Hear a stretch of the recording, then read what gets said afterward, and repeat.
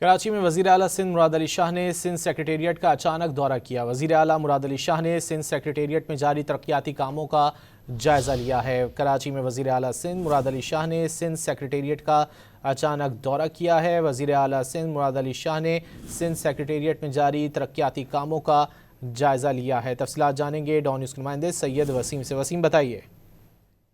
جی بالکل، وزیر اعلیٰ سندھ سید مراد علی شاہ نے سندھ سیکریٹریٹ کا اچانک دورہ کیا ہے۔